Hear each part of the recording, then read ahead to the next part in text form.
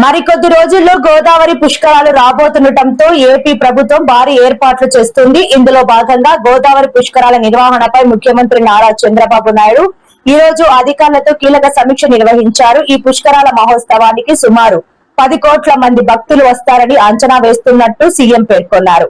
ఈ నేపథ్యంలో భక్తుల రద్దీకి అనుగుణంగా ఏర్పాట్లు చేయాలని అధికారులను ఆదేశించారు.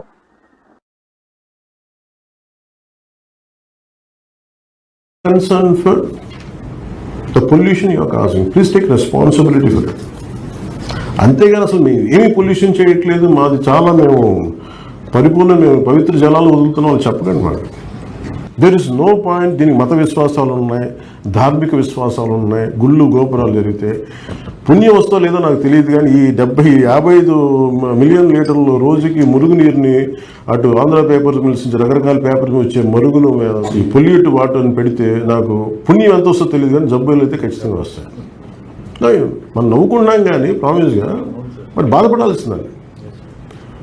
ఇందాక కూడా మీటింగ్లు చెప్తా ఉన్నాను, మా తెలుగు తల్లికి మళ్ళీ పోదానని చెప్తున్నాను. గోదావరమ్మ గలగల్లో, కృష్ణమ్మ బెరబెరలో, ఈ గలగల్లో బెరబెరలు కూర్చోబెట్టి అక్కడ విలవిల్లు అంటున్నాయి. అక్కడ కూర్చోబెట్టి విలువలు అయిపోతున్నాయి. ఇంత పొల్యూషన్. జీవనది అంటాం దీన్ని, జీవనదులు ఇవన్నీ.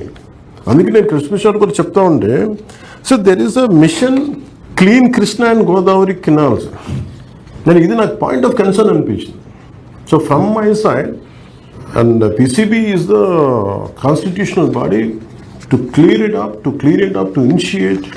We are committed for 100 crores to take the initiative, first start cleaning process.